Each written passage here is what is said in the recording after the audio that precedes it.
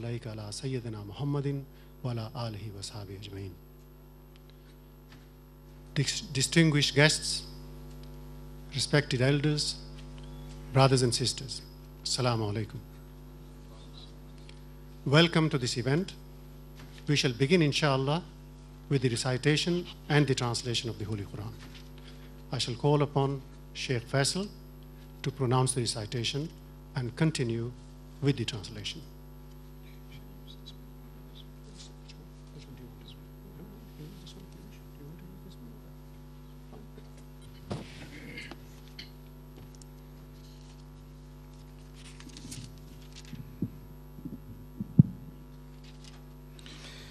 أعوذ بالله من الشيطان الرجيم.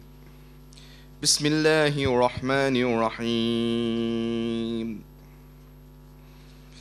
ما كان محمد أبا أحد من رجالكم ولكن رسول الله وخاتم النبيين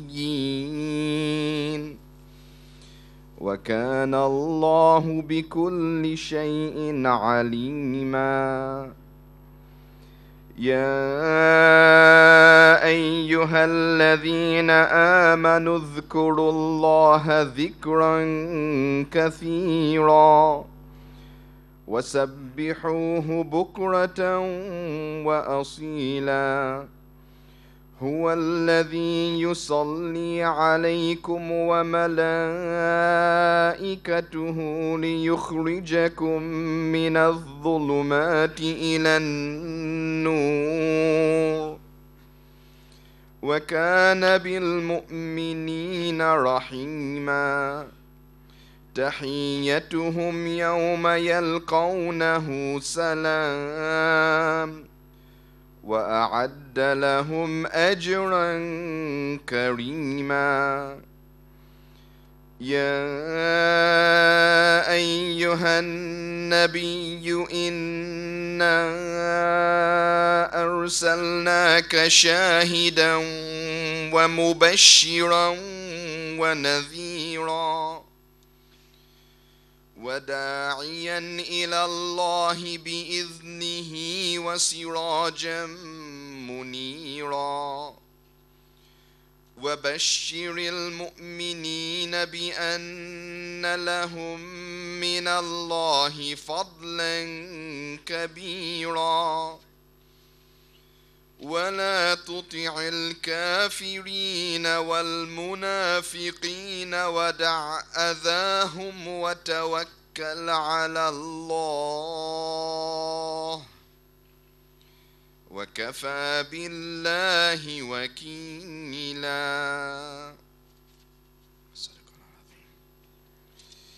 And Muhammad sallallahu alayhi wasallam is not the father of any of your men, but he is the messenger of Allah and the seal of the prophets, and Allah has full knowledge of all things. O you who believe, celebrate the praises of Allah and do this often, and glorify Him in the morning and in the evening. He it is who sends blessings on you as do His angels, that He may bring you out from the depths of darkness into light. And He is full of mercy to the believers. Their salutation on the day they meet Him will be peace, and He has prepared for them a generous reward. O Prophet, truly we have sent thee as a witness, a bearer of glad tidings, and as a warner, and as one who invites to Allah's grace by His permission, and as a lamp spreading bright light. Then give the glad tidings to the believers that they shall have from Allah a very great bounty. And obey not what the unbelievers do and the hypocrites, and heed not their annoyances. But put your trust in Allah, for enough is Allah as the disposer of all affairs. And Allah has certainly revealed the truth. May Allah bless you. May Allah reward you. Thank you, Sheikh Faisal. Brothers and sisters, as you know, this program is being organized by IPCI in conjunction with Forum for Social Studies. At this juncture, before we proceed further,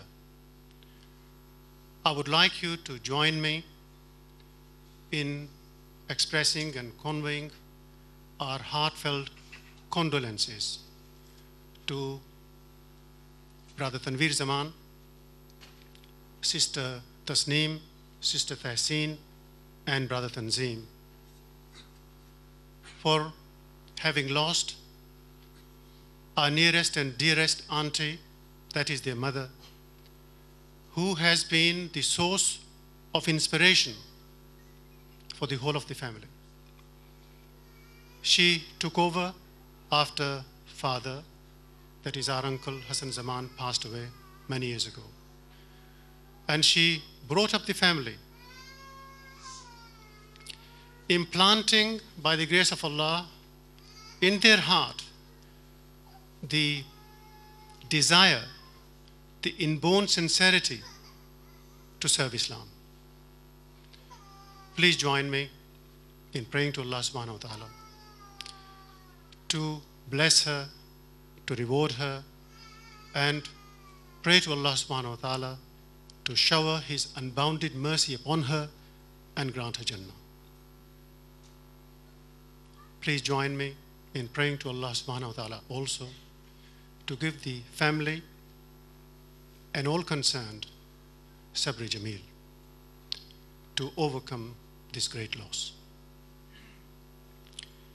Now we shall, inshallah, continue with our program. First speaker is very well known to you. He has been here on numerous occasions, a source of inspiration for many, including myself. Dr. Jamal Badawi, Professor of Management and Islamic Studies at St. Mary's University, President of the Islamic Information Foundation in Canada. He is the author and presenter of over 100 two-hour programs on video, which have also been converted, as you may well be aware, in audio format and are available from the IPCI Islamic Vision Shop on the ground floor.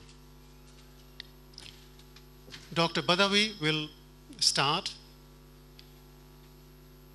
delivering his presentation on Qadr, fate, and predestination, and will continue with his chosen topic of dealing with difficult questions about Islam. Dr. Jamal Badawi.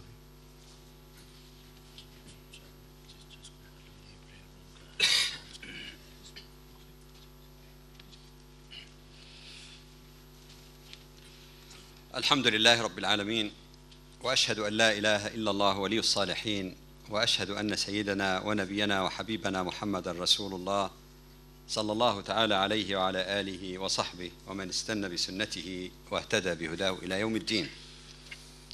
All praise is due to Allah, the sole creator, sustainer, and cherisher of the universe, and may His peace and blessing be upon His last prophet and messenger, Muhammad, and upon all prophets and messengers who preceded him.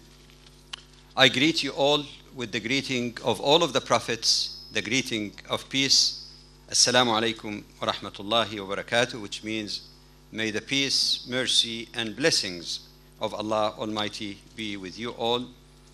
And I wish in the very beginning to thank the organizers, the Zaman family, and Brother Shamshad from IPCI, and all of you for honoring us, actually, honoring me, to allow me to stand between you this evening and share some thoughts. I'd like to take a permission first from Brother Shamshad that since the topic on dealing with difficult questions is quite an involved one, so to avoid too much divergence of thought, I'll begin with that and we see what we do with time, because that's the main topic really for my presentation. The topic, especially with respect to the assault on the person of Prophet Muhammad, peace be upon him, is a topic that is important in its own right and more important in the world of the post-September 11.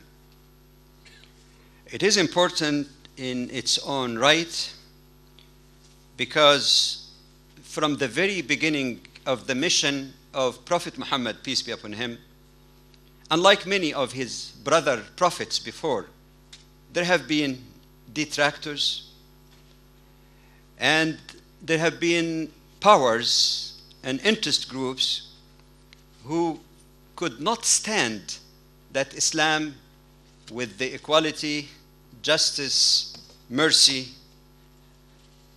that it's capable of bringing, should be spread, especially those who benefit most from the oppressive situation in the world at the time of all of these prophets, for that matter. I think it's a similar history that we find. In the case of Islam, there have been three-pronged attack from the beginning that continued over the centuries for 1400 years. One is to attack the teachings of Islam itself. Secondly, is to attack the scripture of Islam, the Quran, in terms of both its authority as well as preservation and authenticity. And thirdly, an attack on the person who is not worshipped by Muslims, but a very important personality through whom that Quran, the revelation, was revealed, the last prophet, as Muslims believe in, Prophet Muhammad, peace be upon him. So in that sense, this three-pronged detraction is not new. It's actually recycled. It is more important in the post-September 11 world because we see again, like I said, recycling of some of these old new or new old type of questions raised about the integrity and the prophethood of Prophet Muhammad, peace be upon him. Given the limited time we have, as we have to break just before Maghrib to resume again with the other fellow speakers, I'd like to focus more particularly on the Prophet. And even in the case of the Prophet, more specifically on two questions or objections raised that he could not qualify as a prophet because of them. The first, the way he treated non-Muslims, especially allegation that he persecuted, quote unquote, or massacred Jews in Medina because they rejected him as a prophet. And secondly, the question of his marriages. Let me begin first with his treatment of non-Muslims.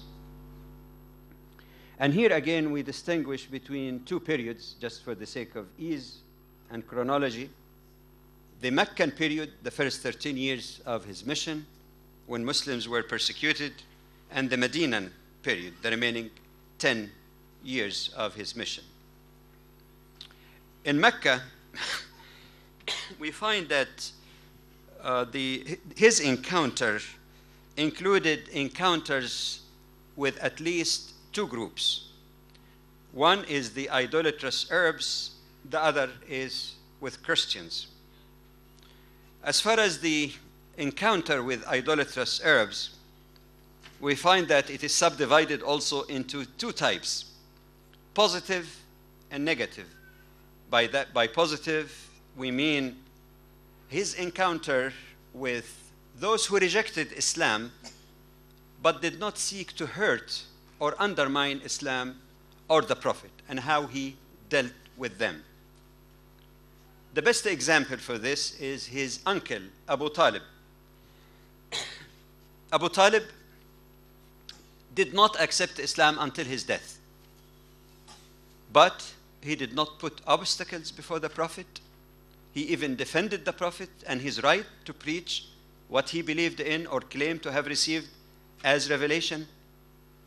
For that type of relationship, the Prophet, peace be upon him, Prophet Muhammad, more than reciprocated that courtesy. He loved his uncle in spite of his idolatrous beliefs so dearly. He respected him and he treated him with all kindness that is owed to a peaceful non-Muslim. But we have also the encounter in Mecca with those who showed aggressiveness and hurt the Prophet and Muslims and tortured them. There are many examples. Let me give you two. The first is one of his other uncles, Abu Jahl. In fact, it was reported that one time Abu Jahl passed by Prophet Muhammad, peace be upon him, and he started abusing him verbally in a very, very ugly way. Then there was a young lady who was overhearing this kind of conversation or discussion. She kept watching what's happening. After Abu Jahl has his vile words against the Prophet simply looked at him but did not respond. A few minutes later, another uncle of the Prophet, Hamza, was coming from his hunting trips. And Hamza also, like Abu Jahl, did not believe or did not accept Islam and follow the Prophet. Then he passed by that young lady and she tells him, Hamza, do you realize what happened to your nephew, Muhammad? He said, what? He said, Abu Jahl abused him so badly. He said, what did Muhammad do or say?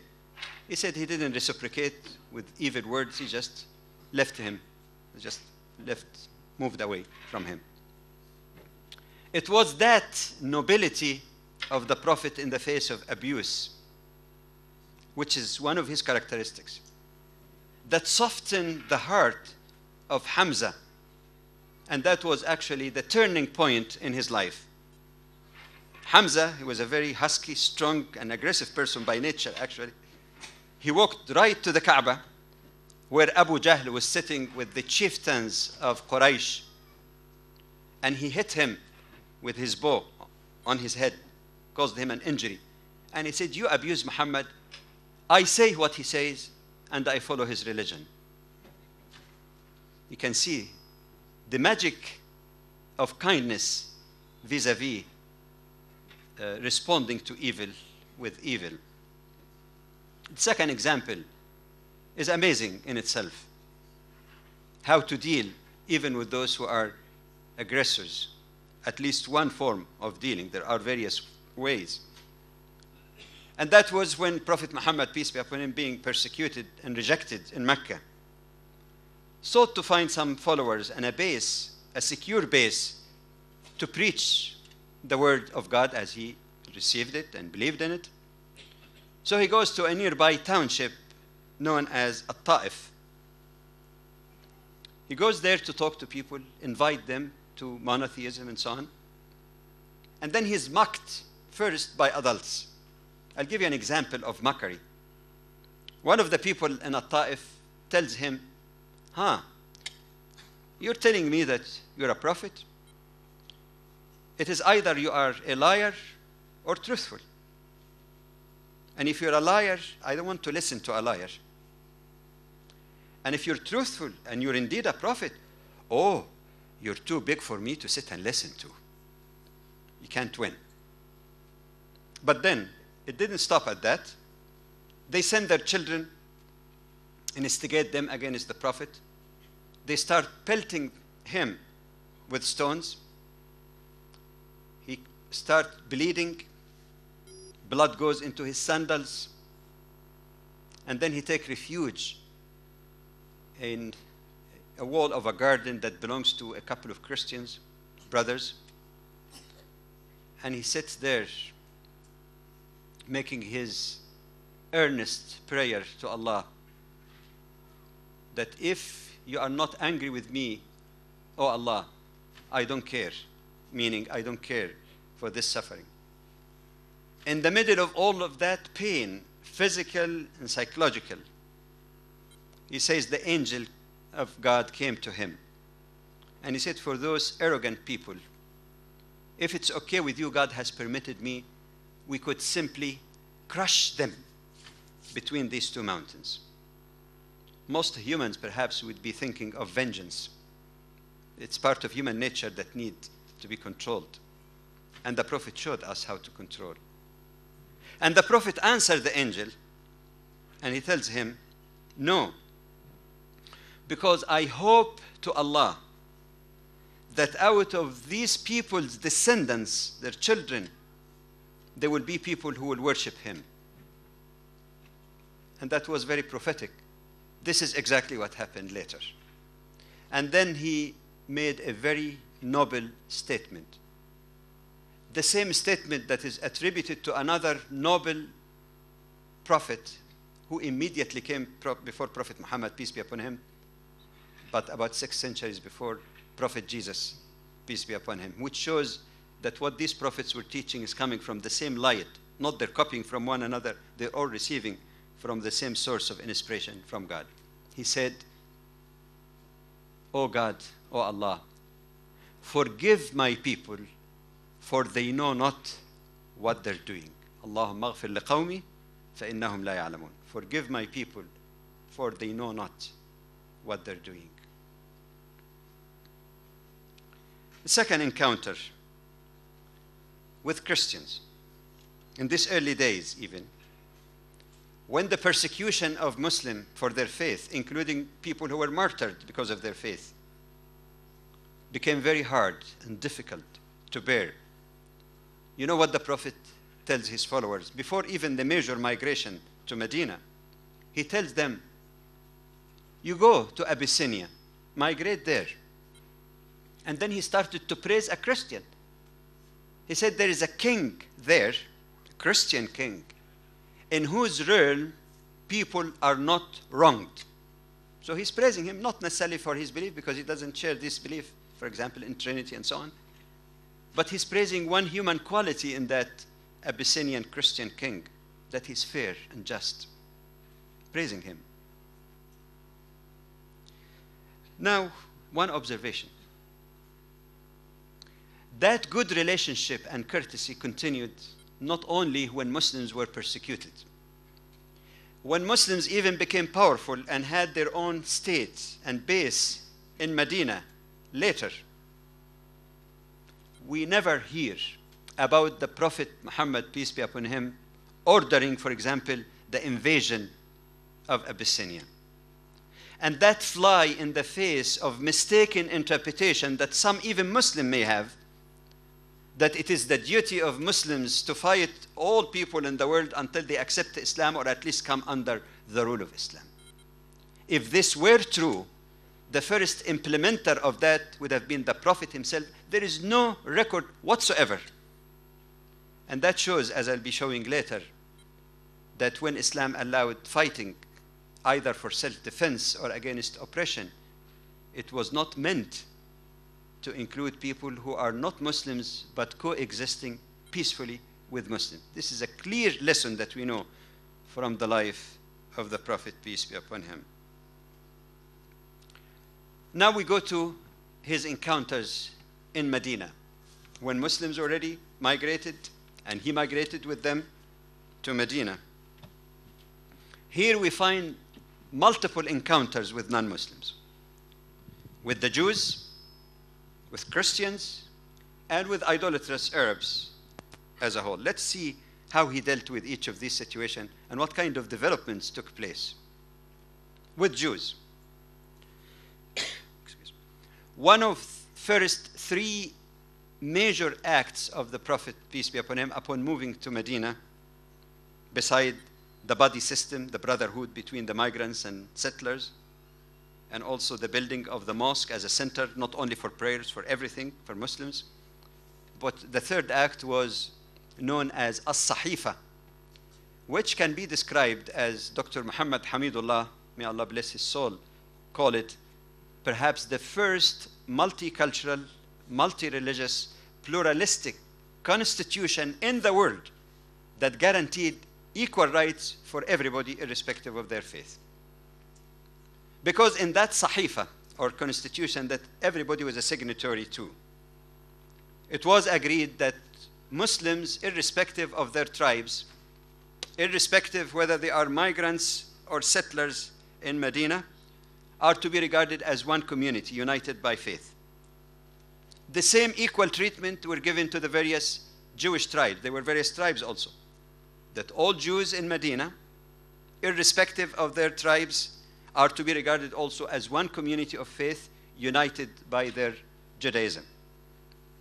Secondly, the Sahifa or constitution guaranteed full rights and autonomy and freedom of worship and belief to everyone, Jews and Muslims and everyone else for that matter. Number three, it was agreed also that Jews and Muslims should be co-defenders of Medina. Should any enemy attack Medina, both are obligated as two communities to stand together against any aggression and never to help any enemy attacking Medina. Fourthly, that no side should give refuge to someone who committed a crime. You don't take refuge in one community. Neither can give refuge. Okay? That was an amazing, liberal kind of treatment and approach and reaching out to what the Quran called people of the book, applying to Jews and Christians. Especially people of the book, because of there's a great deal of affinity in their relationship with Muslims, both the three normally called Abrahamic religion, Judaism, Christianity, and Islam, share the belief in the one God. They might see or believe in God in different ways, but they all believe in the oneness of God. Revelation, scripture, prophets, responsibility for our deeds, moral code for life. Lots. There are differences, but there are lots of common themes also that unite these people. And may I add also one more point that should be added. That all parties, including the Jewish tribes in Medina, all agreed that the head of the whole community would be the Prophet. So you have autonomy and the religious practice and everything, but to have any organized society or a state, the head was accepted by all to be Prophet Muhammad, peace be upon him. Now, what happened later, unfortunately, is that especially three tribes, one tribe after the other, broke this agreement of peaceful coexistence and mutual respect and engaged in hostilities towards Muslims in some degree or the other. The Prophet, in his position and responsibility as the enforcer of the law, the Constitution of Medina, to which everybody signed, he had the responsibility to apply fair punishment and proportionate punishment to whoever committed an offending act. However, there are a number of observations about the approach and the fairness of the Prophet in dealing with the offending people. Number one, it is impossible to think of any punitive action against those who broke the law as anti-Semitism. It is silly to say anti-Semitism because Prophet Muhammad himself is a pure Semite. He's a descendant of Ishmael. Arabs, true Arabs, original Arabs, are more pure Semites than some Jews who converted to Judaism later on, who came from even non-Semite origins. So it's almost like saying anti-Semite, Semite. There's no reason. Secondly, it is impossible to think that this punitive action against offenses was anti-Jewishness. And why anti-Jewishness if the Quran mentioned the name of Prophet Moses a lot more than the name of Prophet Muhammad himself? And the Quran describes the original Torah, giving to Moses as one that contains light and guidance. The recognition is there. It could not be anti-Jewishness. Thirdly, it is impossible to think of these punishments as punishment for people because they rejected him as a prophet. He was hoping they would follow him, but they rejected him. Why? Because the Prophet and Muslims are prohibited by the text of the Quran in many verses. One is the chapter 2, verse 256, let there be no compulsion in religion. the freedom of conscience and worship is guaranteed in several places in the Quran. With this background of what is not, let's see what was in terms of proper approach to enforcement of the law. Number one, the Prophet never stereotyped and lumped all the Jews together when it comes to punishment. They were together in terms of their rights, their unity and religion, that's fine. But they were never together when punishment was inflicted. Only the offending tribe was punished, not the others. And that's significant, because if you're anti-group of people, you tend to lump them like the kind of treatment Muslims are being subjected to, especially in North America. You lump everybody together. No, only the tribe that committed the offense. Secondly, the punishment for the offense was always proportionate to the offense that was committed. For example, without getting into great details, in the case of Banu Qaynuqa', it was a major offense, but in the case of Banu Nadir, the next incident, the offense was much greater, including conspiracy to kill the Prophet. And in the case of Banu Qurayza, it was what we call today, in modern legal language, high treason at the time of war. We said earlier, and that's what we'd like to focus a little bit more on, because they were, of course, fatalities in this kind of punishment. We mentioned earlier that one of the clauses of the Constitution of Medina is that both Jews and Muslims defend Medina against invaders or attackers, that none should cooperate with the enemy against their fellow Medinites people living in Medina and its surrounding.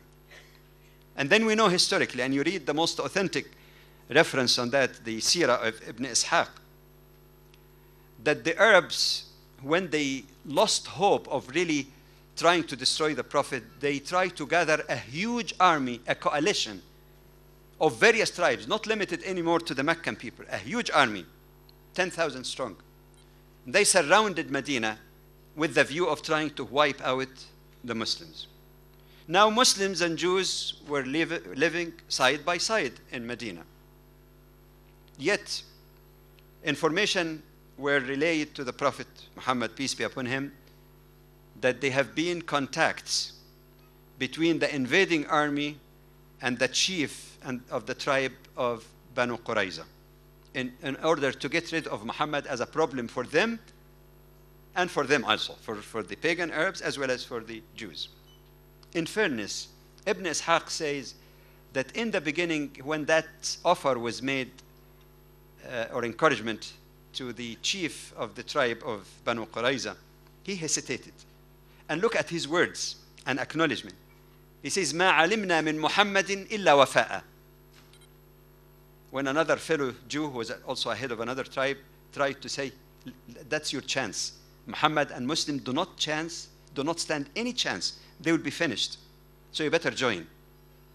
In the beginning he said, no, we have never seen from Muhammad except faithfulness, meaning respect of his agreement. So he did hesitate.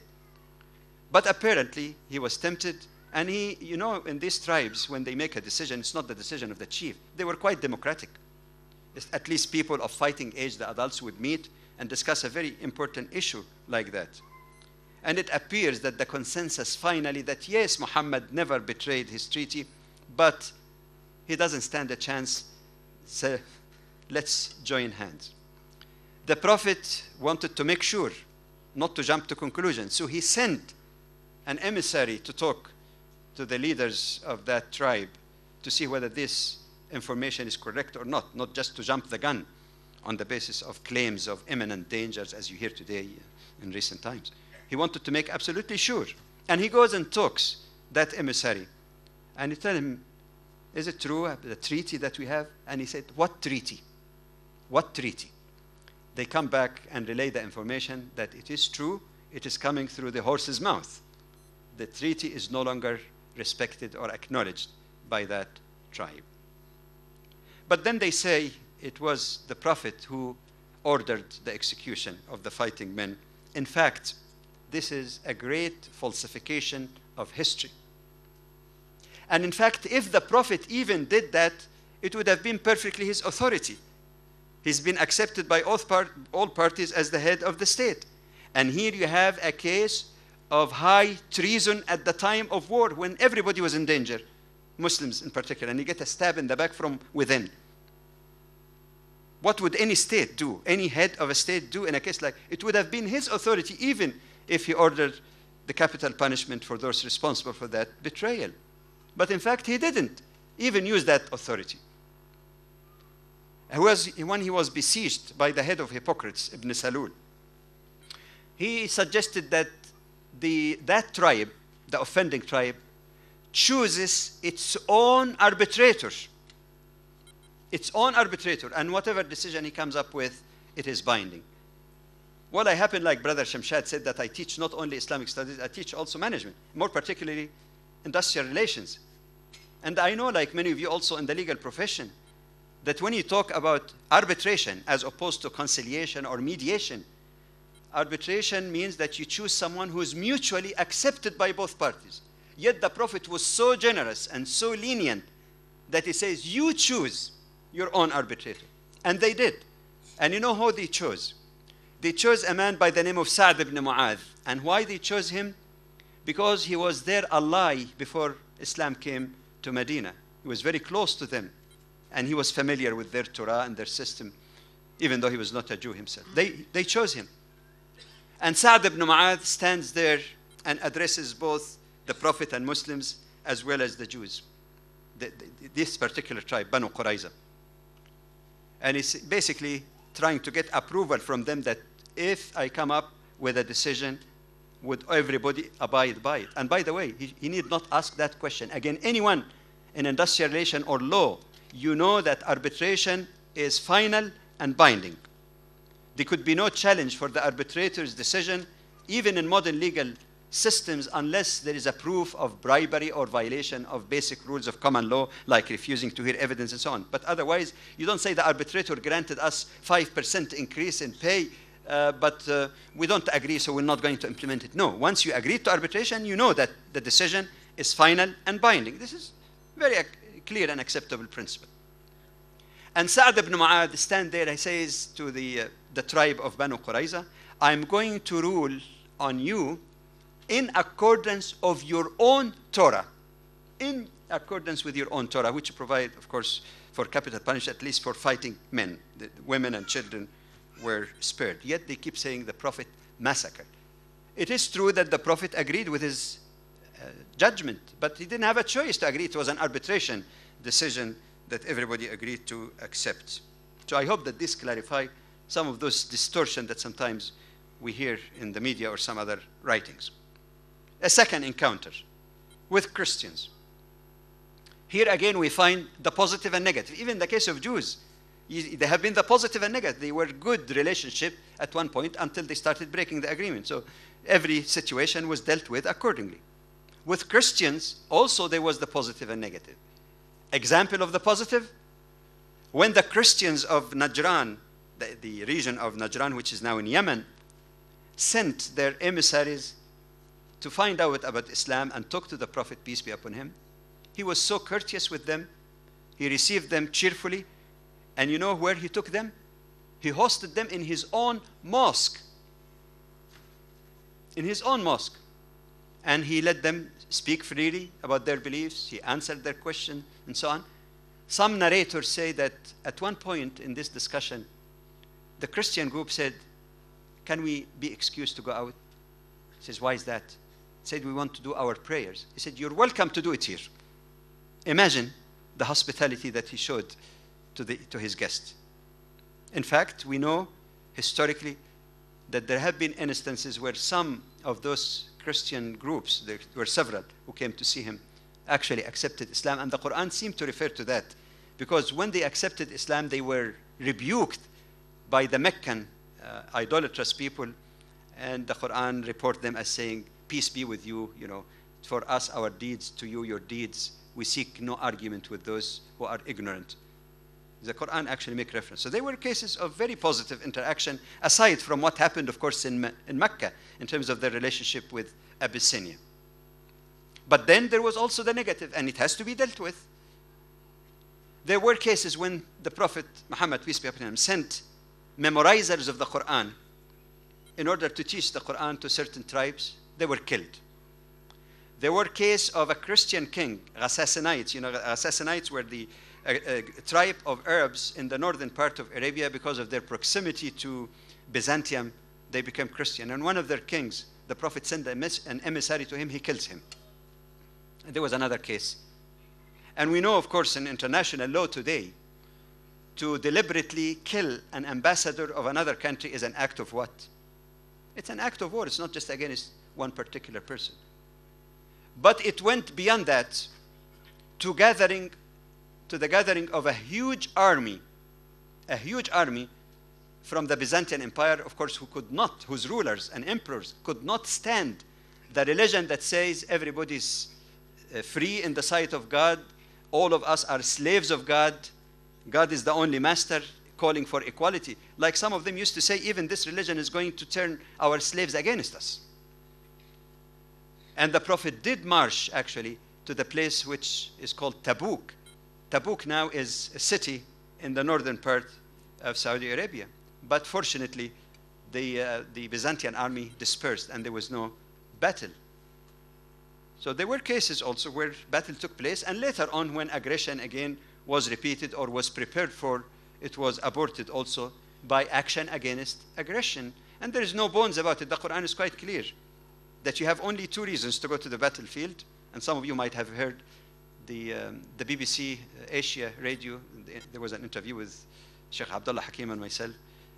It was made clear there that so long as people are living and coexisting in peace, you have no right to fight against them. The two reasons for fighting in the battlefield or jihad, the combative type of jihad, which is one of many, is either aggression or oppression. The Quran is quite clear. In chapter 2, verses 190 through 194, it begins by saying, fight in the way of God those who fight against you, but commit no excesses or aggression, for God doesn't love the aggressor or those who commit excess. It can be translated both ways. Second reason is found a couple of verses after.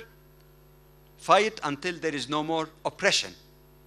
And religion belongs to God. That means there will be freedom of religion for Muslims and others as well. These are the only reasons. And when there were cases, and there were cases of oppression and aggression, that justified, again, fighting against them to protect peace and to protect freedom as well.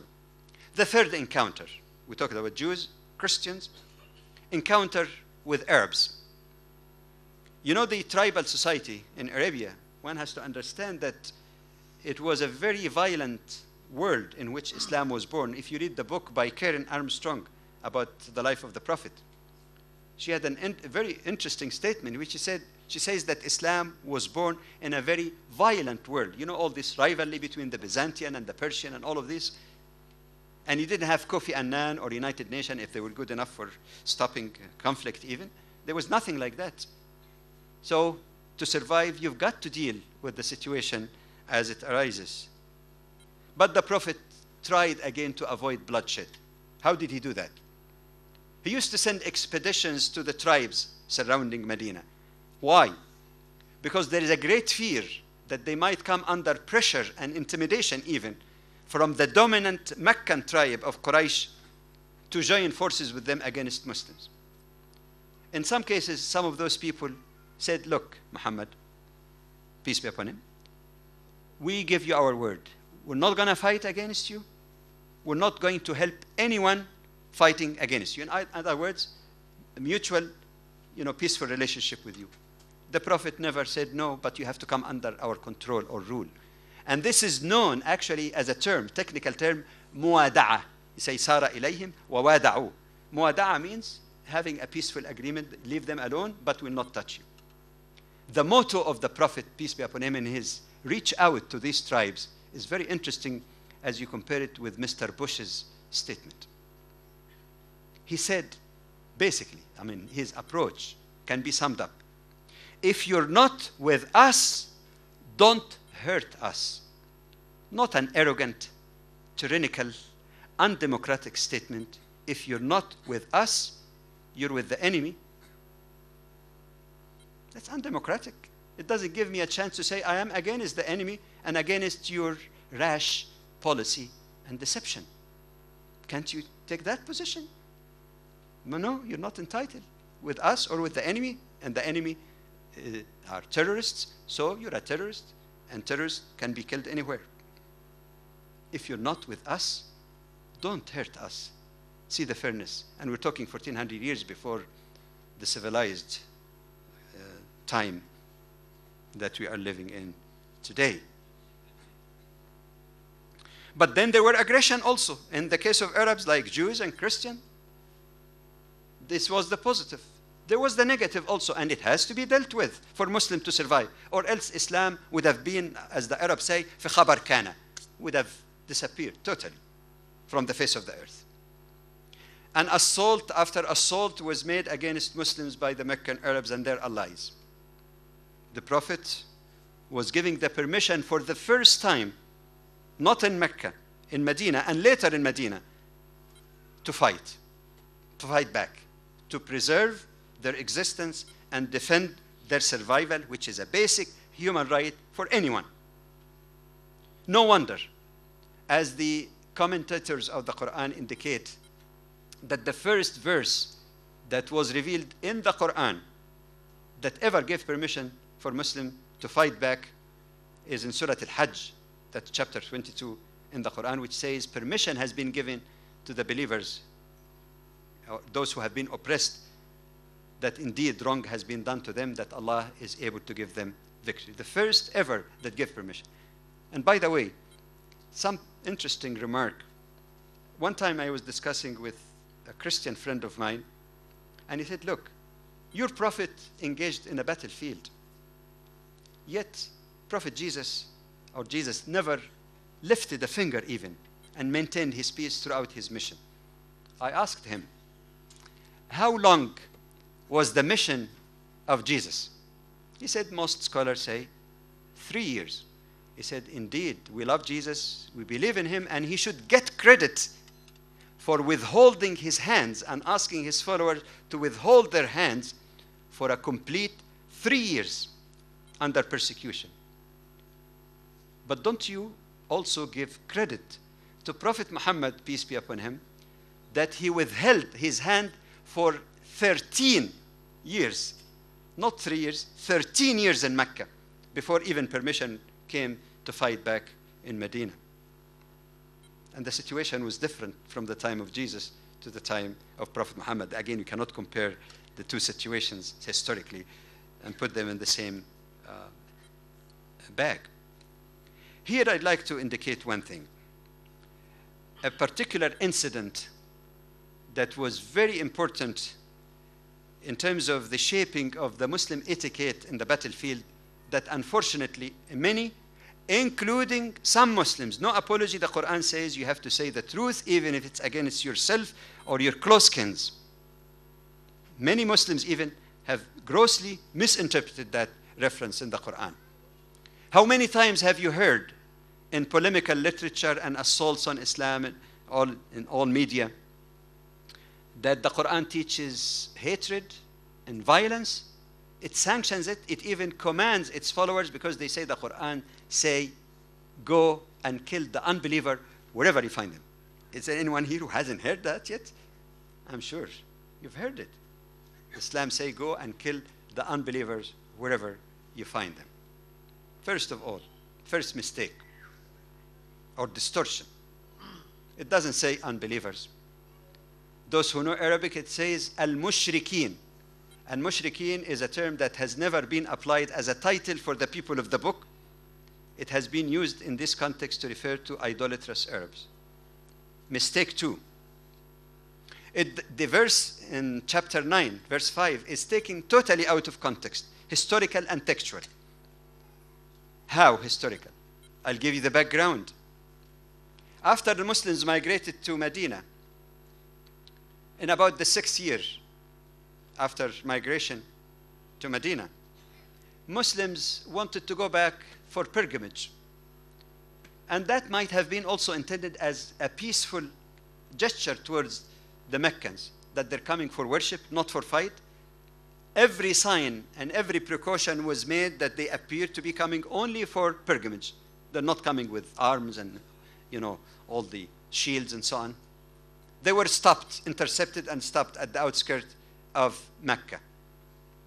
Muslims were irritated that they're preventing them from reaching the house of their father Abraham, the Kaaba, and were ready to fight. And the Prophet, and that was his characteristic, by the way, whenever it was possible to have a just peace, he never opted for battlefield. He said, no, by God, if they negotiate anything with me that maintains the peace and keep the kinship relationship, I will respond positively to that. The pagan Arabs came with great arrogance. A negotiation took place and they showed a great deal of arrogance and unfairness. Yet the Prophet accepted. But some of the important provisions in this treaty is that there will be peace for 10 years. No fighting between either side. And that indeed was the major thing that the Prophet was looking at. There were other concessions Muslims gave that sounded unfair to them. But the main thing the Prophet was interested in is to remove the barrier of communication between human beings.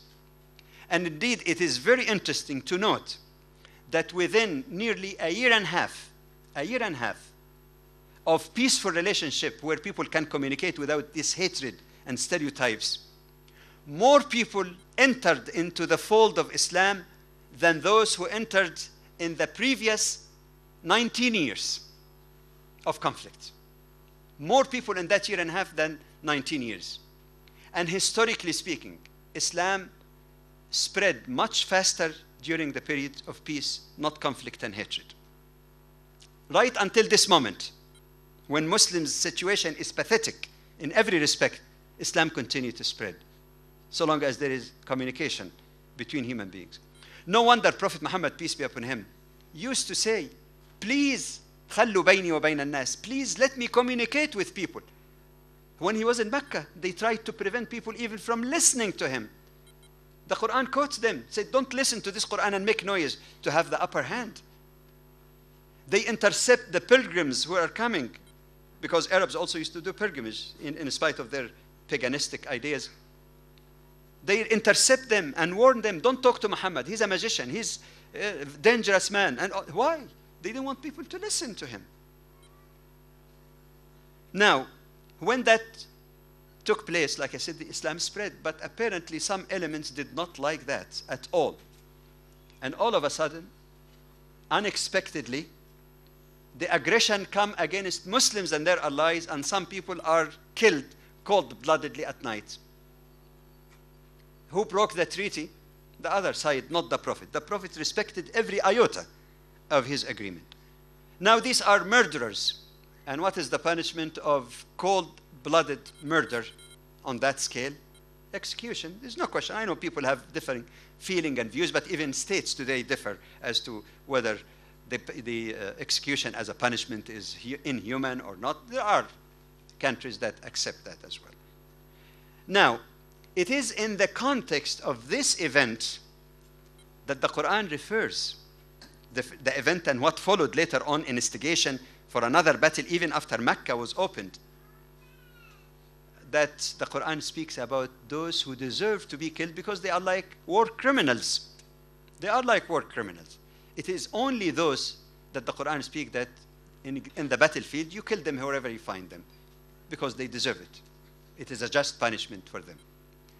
And to show that this is the correct way of understanding it, you go and read not only one part of an ayah, 9:5, the famous one, but read the entire section from verse 1 to 13 or 15. And you find the reason given. Number one, it exclude, even among the pagan Arabs, the Meccan people, it exclude those who respected their treaty and never betrayed the Prophet. Number two, it gives the very reason why Muslims were allowed to fight them, because they say, وَهُمْ بَدَأُوكُمْ أَوَّلَ مَرَّةٍ, they started They were the ones who started aggression against you in the first place. Number 3, the Quran itself says, لا يرقبون في مؤمن إلا ولا ذمة. They never observe any kinship relationship or even treaty that they have signed. So it is obvious, it is not a general statement about any non-Muslim. It is not a statement about all idolatrous Arabs. It is only against those criminals who committed the cold-blooded murder. Another or further proof is found in the Quran itself. The 2 verses that many scholars consider the constitution of the normal relationship between Muslims and peacefully coexisting non-Muslims. They appear in chapter 60, verses 8 and 9. That basically says, any non-Muslim, Jew, Christian, you name it, pagan even, those who do not fight you because of your religion as Muslims, or drive you out of your homes, take away your rights, your basic rights, and oppress you, you should deal with them in justice and birr. Birr is not just kindness, because it is the same term used in the Quran and Hadith to designate the nature of one's relationship with his or her parents. And relationship with parents is not only justice and kindness, but love and respect. Even if you don't share certain beliefs, the basic love as a human being and respect are included. It is not by chance that God chose that particular term to designate how to relate to those who mean no ill to you and not oppressing you. Moving on to the second issue of marriage, there are 4 basic issues that arise. 1, they say, how could Prophet Muhammad, peace be upon him, be accepted as a prophet if he married several women, if he was a polygamous person? That excludes him from being a prophet. He's just somebody obsessed with women. But before I give any answer, as John Esposito and others point out, that this is indeed a sort of double standard, because some of those who raise those objections believe in the Bible and believe in various prophets in the Bible, and most of the prophets in the Bible have more than one wife. In fact, David is said to have had 100 wives, Solomon much more. And that's why, according to Edward Westermarck, this is a very interesting reference about the history of human marriage, which is the title of his book. Westermarck, it's W-E-S-T-E-R-M-A-C-K, Edward Westermarck, History of Human Marriage. And he makes a very powerful argument that he says, insofar as the text of the Bible, both Hebrew Scripture and New Testament, there is no single positive, clear, unequivocal statement that prohibits the existing polygamy that was accepted in Jewish law and accepted also and practiced by many Israelite prophets. None, not one. And then he quotes Martin Luther. And he says that, Martin Luther says that God did not forbid it. He says even the friend of God, Abraham, had more than one wife. He had, of course, Sarah and Hagar. Of course, it is said also that he married Keturah after the death of Sarah. And he further refers to the fact that Jews in the Middle East, even for 7 centuries after Islam, that's up to the 14th century, used to practice polygamy. Furthermore, I was surprised to find that he says there is evidence also that the church in medieval times, Christian church, did officiate multiple marriages for some of the kings of Europe at the time. Basically, the issue here boils to same standard, not more, not less. If the fact that a prophet married more than one wife disqualify him as a prophet, then all of them are disqualified. If it is not itself a disqualification, why pick on one particular prophet? Secondly,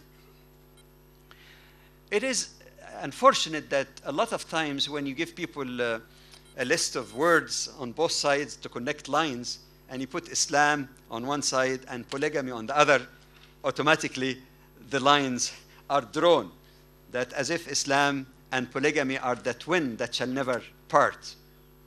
This is totally false. It is known historically that polygamy was practiced, or polygyny to be more accurate, by many nations, by many people, as I indicated again from Westermarck, including Christians, including the Jews. There are some Christians until today even, like the Mormons, who accept the notion of polygamy. It is there.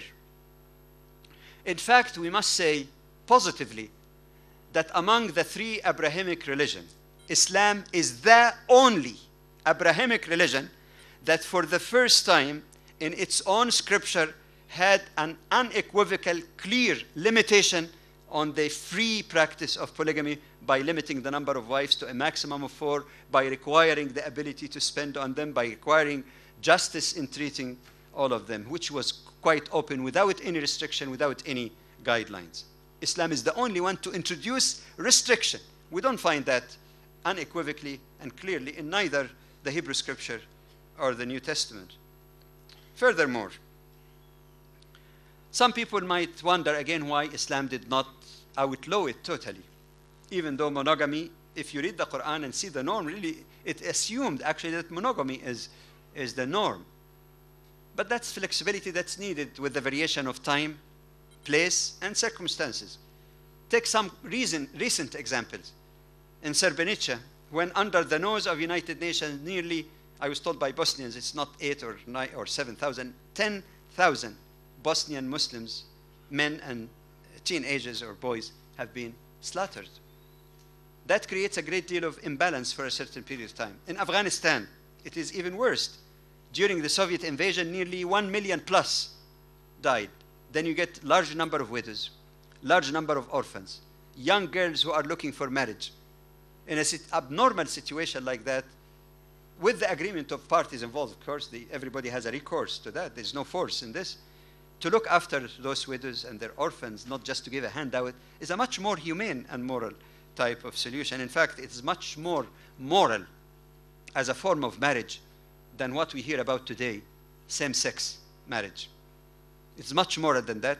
It's much more moral from a Muslim perspective than claiming false monogamy officially and having 12 sweethearts in illicit relationship, no protection for them, no recognition of the legality of their children. But let's focus on the Prophet now. I just wanted to give that as a basic background. That one of the most subtle attacks on the Prophet, when the people speak tongue-in-cheek about, at one point he had 11 wives altogether. Of course, there is some kind of hidden message there. Either there is something wrong with his morality or possibly obsession with women. But mind you, the interesting thing is that not even the worst critic of the Prophet could point out to a single instance of sexual indiscretion. Whereas some of the people who raise these objections read in the Bible, which by the way Muslims don't accept this part, that some prophets committed incest, some prophets committed adultery. Read the story of David and others. From a Muslim perspective, the Quran negated that anyway. But from their perspective, that's the case. They can't find a fault, a single fault with the Prophet ﷺ, Prophet Muhammad, so they start talking about many wives at the same time. Furthermore, it defies logic to describe him as a polygamous prophet. If we know historically that out of 37 years of marital life, not all his life, he died at the age of 63. He married at the age of 25. So his marital, just if you restrict it to marital life, 37 years. 25 years, it was, at 25 years at least, actually some add a couple of more years. 25 years at least, he was monogamous. That is more than 2/3 of his marital life. So all of this period of monogamy is forgotten, and people are focusing only on what scholars actually believe to have been in the last 7 years of his life, from mid-50s, about 56 to 63, when he had so many wives. But all of the monogamous period seemed to have been forgotten. Furthermore, it is not any part of his life, not any 7 years. If somebody was obsessed or were obsessed with women, the time for that, and again, with my apology to the brothers here, the time of that is not in the mid-50s and early 60s. Things slow down quite a bit once you reach that. If you're really obsessed, that's not the time for it. But if we look carefully about the nature of his marriages, you would be amazed about the humane aspect of it. Not only was the Prophet known for his chastity, even before he got married, in a society that were very promiscuous, to the point that he narrates the story himself. He said, twice I was invited to attend a wedding not to commit any adultery or fornication like young people in his age. Just wedding. And he says, in both instances, God caused me to sleep. I hear some music in my ear. I fell asleep to wake up next morning with the sun shining in my eye, as if Allah wanted to keep him away even from an atmosphere of drinking and evil, the party type of atmosphere. And if indeed, logically, there was a single error or slip on the part of the Prophet, and he had so many enemies in Mecca who wanted to discredit him by any means, would I have been kept silent? The whole world would have heard about it. And nobody could ever raise an issue about his chastity. But then, if you look at the marriages of the Prophet, and again, I'll give you a reference for more details. On the internet, there is, as Brother Shamshad indicated, there is 352 half-hour TV programs, a series called Islam in Focus or Islamic Teaching. You can access it through islamicity.com. You just go to multimedia and radio, and then under radio there is a whole channel devoted to that. It's RA 200, and look under Prophet, last messenger of God. There are detailed information about each and every of those marriages. I understand the tapes also might be obtainable through the IPCI on cassette format. And people also who are running the Islam Online, one word, Islam Online, promise to put it for free also, unlike the Islamicity, which might require some subscription. In any case, there are details, but let me sum it up for you that the marriages can be classified into 4. Why multiple marriages? 1, the Prophet married and gave in marriage also his daughters to people who were the closest supporter of him, who happened to be the senior companions, who happened also to be the first 4 caliphs after him. For example, he married the daughter of Abu Bakr, Aisha, the daughter of Umar, Hafsa. He gave his daughter in marriage to Uthman, and when she died, her sister also was married to Uthman. And he gave his youngest daughter, Fatima, to Ali. So that intermingling or intermarriage with those who were supporter of him, bonding with them, was a very, very crucial in that difficult stage in the Muslim life. Secondly, a category of marriages was intended to give example to other Muslims, like I was talking about Afghanistan or Srebrenica, to care for those who lost their husbands, to care for them and for their orphan children. I'll give you just one example. Salama was a very dignified woman. She was maybe close to the age of the Prophet. Her husband died as a result of injuries sustained in one of the defensive battles of Muslims. The woman was left with 4 orphan children to look after. So one of the companions of the Prophet, the most senior, Abu Bakr, goes to her to offer marriage to her. The woman was so dignified. Maybe she figured out who would like to marry a woman in menopause in her mid-50s probably, with 4 orphan children. She knew that this is a sympathy offer. She said no. Then another companion, Umar, goes to offer marriage to her. She said no. When the Prophet heard that the 2 most senior companions were turned down, he felt sympathy to her and her children. So he goes to her, to Salama, and offer marriage to her. And she said, no, messenger of God. And he asked her, why not? She said 3 reasons. 1, I am an old woman. In other words, why you're marrying? I'm an old woman. 2, I have 4 orphan children.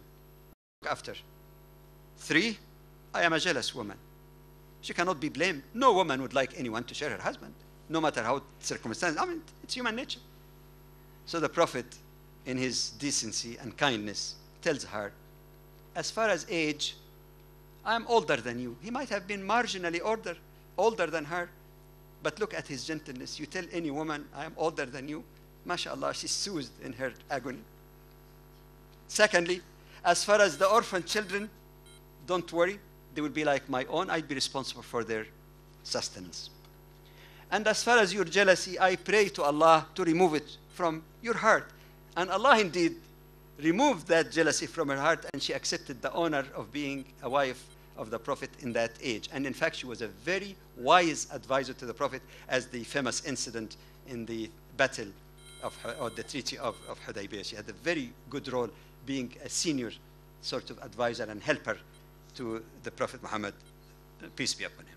So this is just one example of many. The third category of marriages were intended, and by the way, this was not unusual in the tribal society or even among prophets in the past, that in order to remove the hatred and conflict with other tribes, you marry from them. It has been used as a very, if you call it political marriage, call it political marriage if that would result in saving the blood of people and removing the need for war and conflict.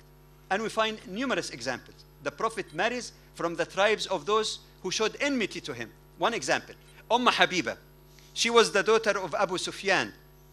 You know, in the film about the message, they call him Sufyan.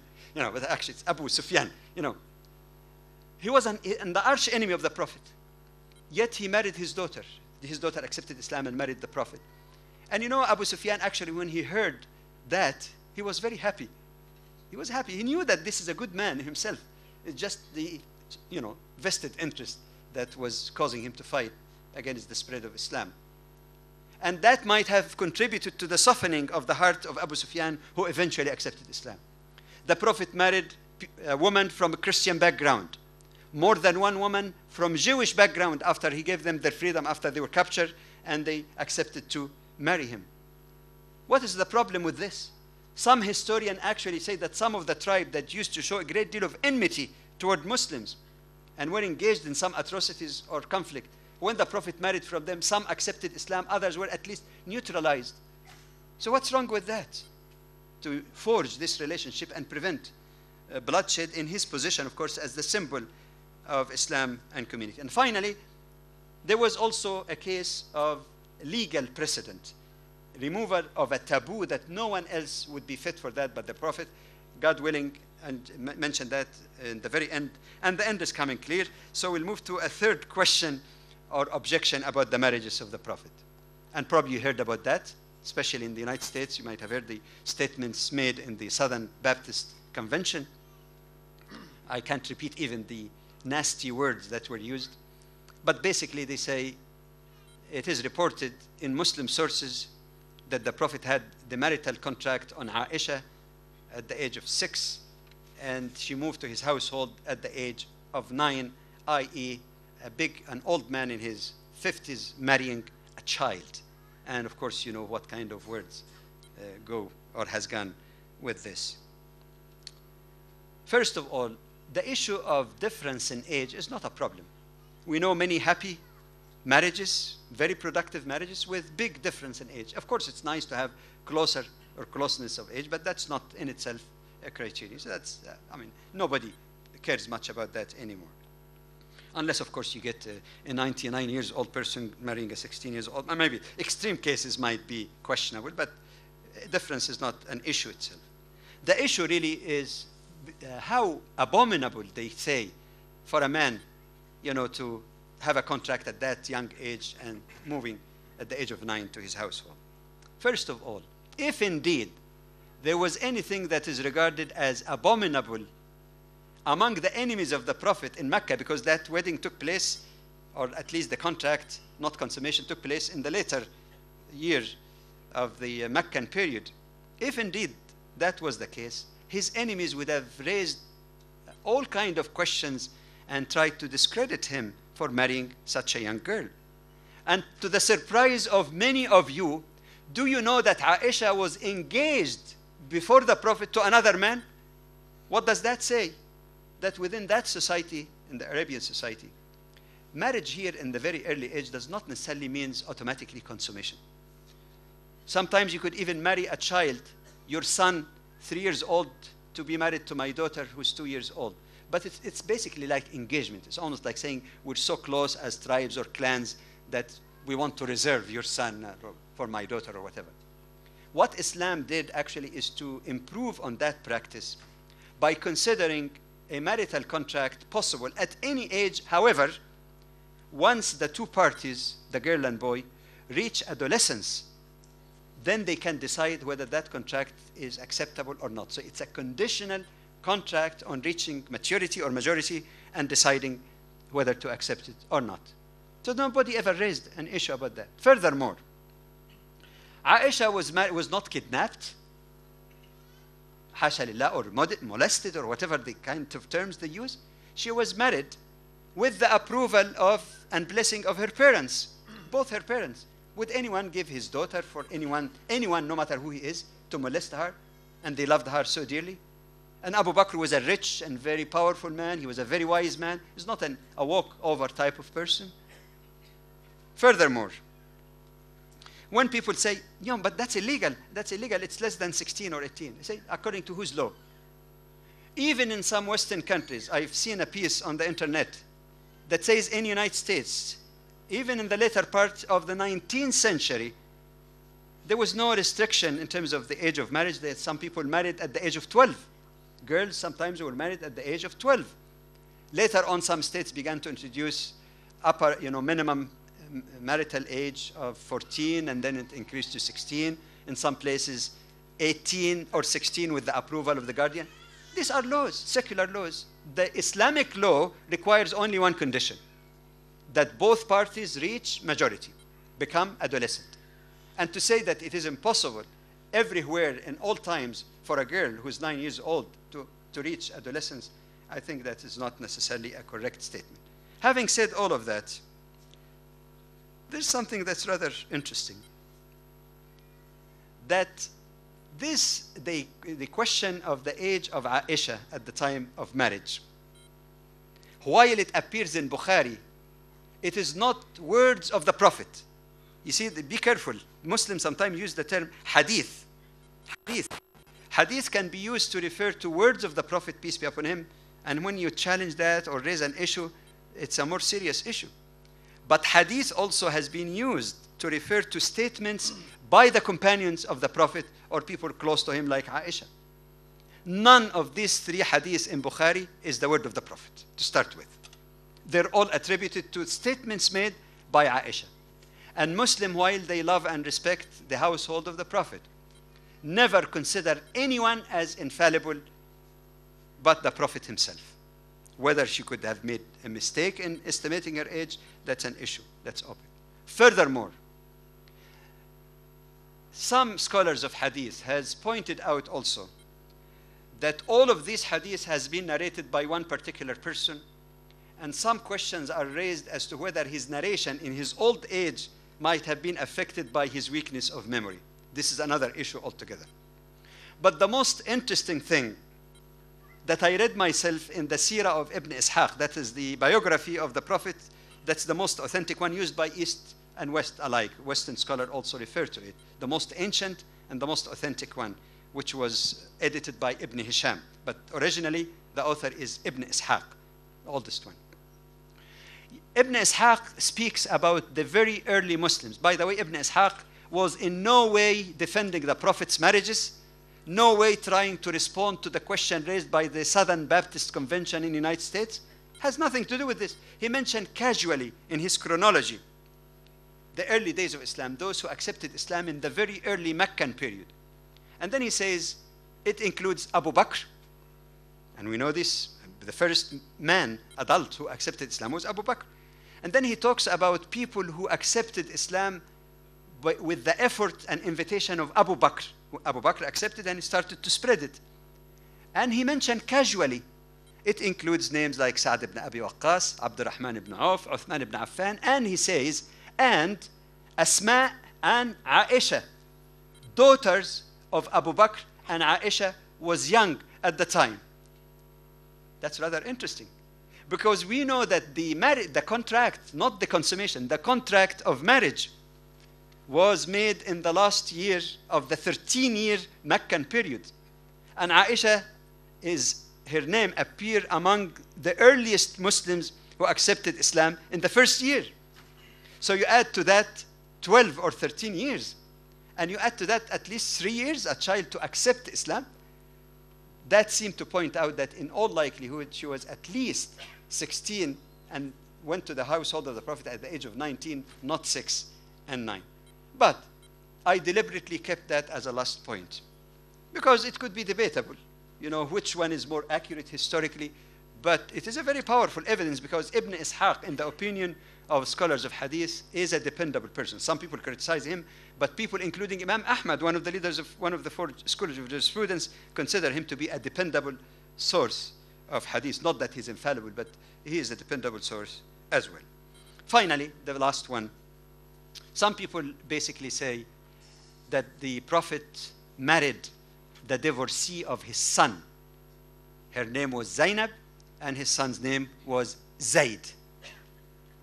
And not only this, they keep adding some fixing based on some unauthentic reports that appear in some histories, and add their own caveat, more or less giving the reader the impression that the Prophet really wanted to marry Zainab, and somehow Zayd knew that the Prophet wanted to marry Zainab even though she was married to him, so he had to divorce her so that she can observe her waiting period and then to marry her.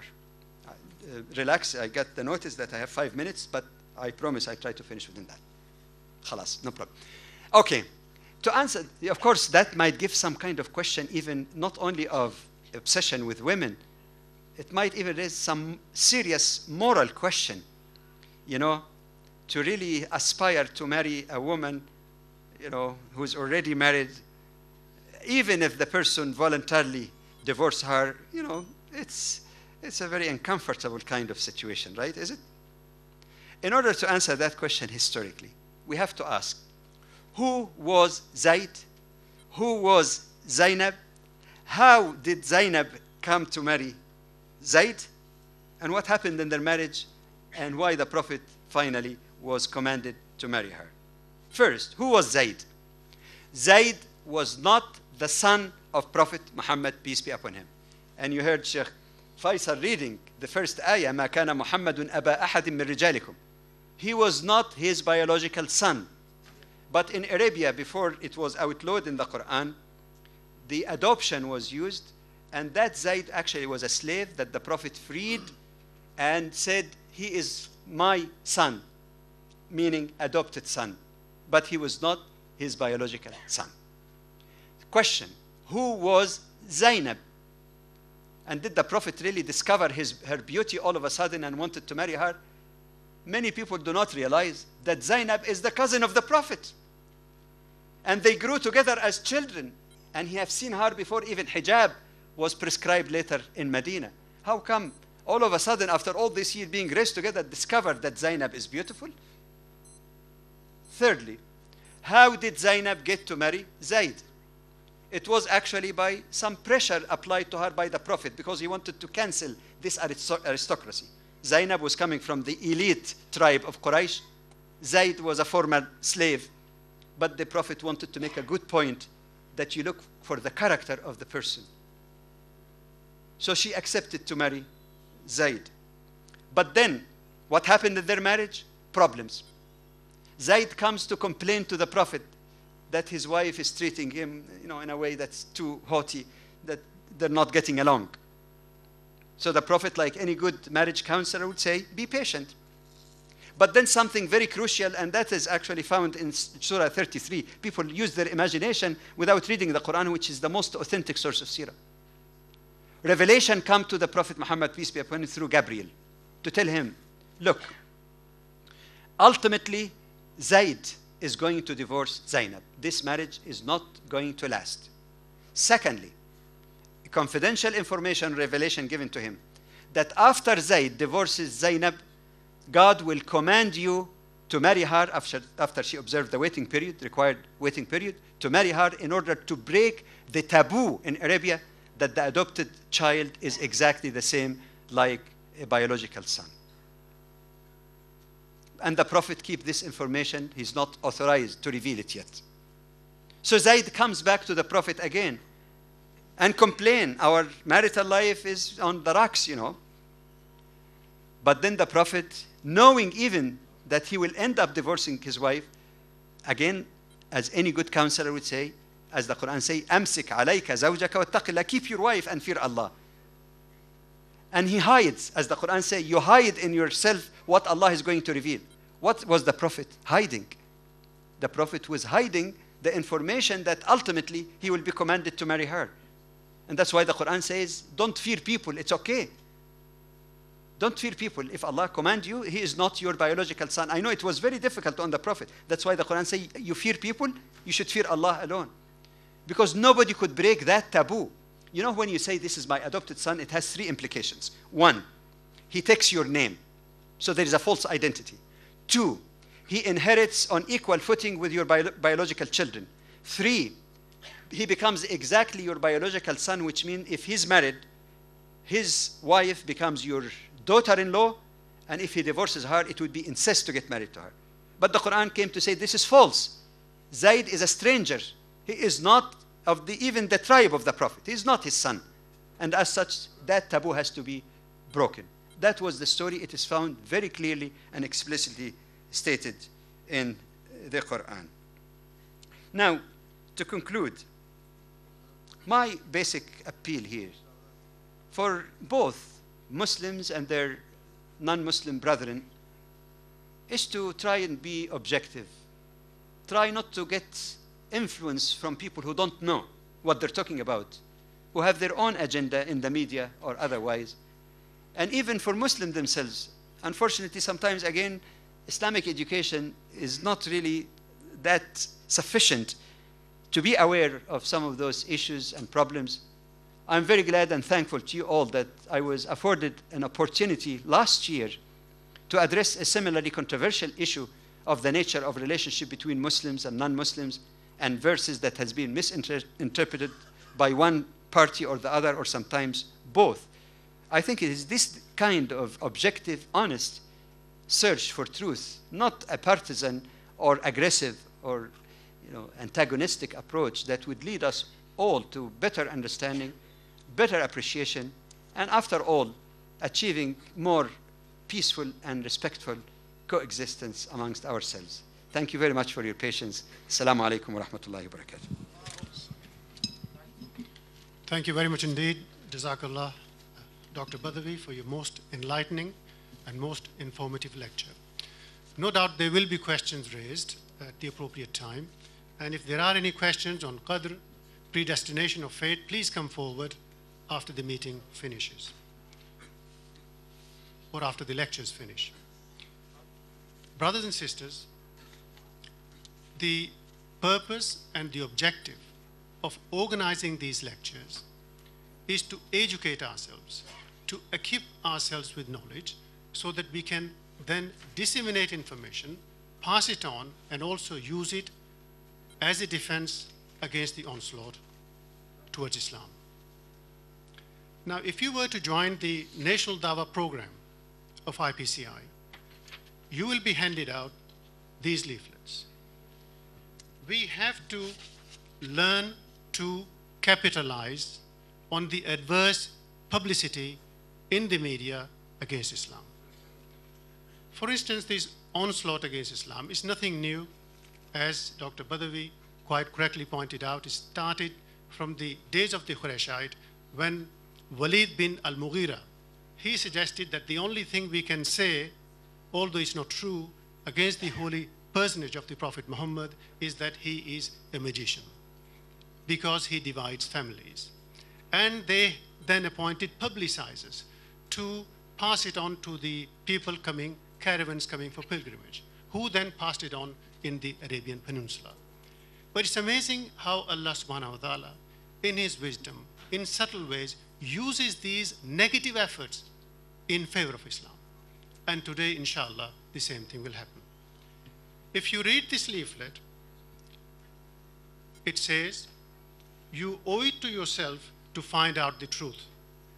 The lies which well-meaning zeal has heaped round this man Muhammad are disgraceful to ourselves only.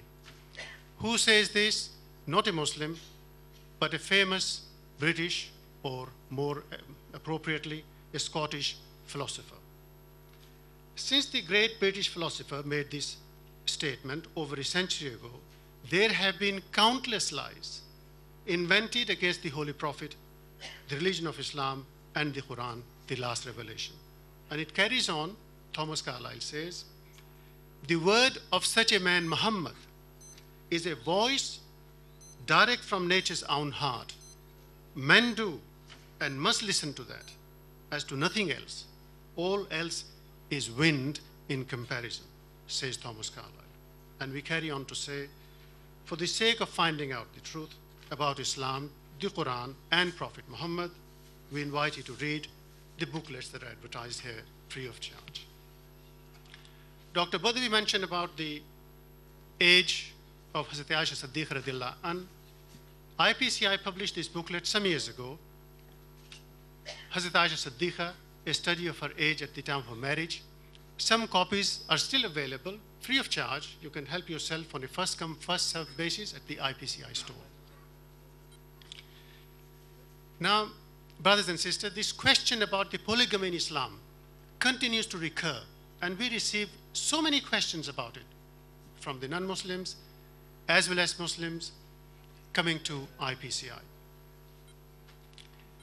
Dr. Badawi did point out that Hazrat Dawud alayhi salam, according to the Bible, had over 100 wives. And in the Bible, 1 Kings chapter 12, verse 3, we read that Prophet Solomon had 700 wives and 300 concubines. I personally don't accept that. I think there's an interpolation in the Bible. But nevertheless, it is there. He pointed out that Islam restricted the marriages to 4.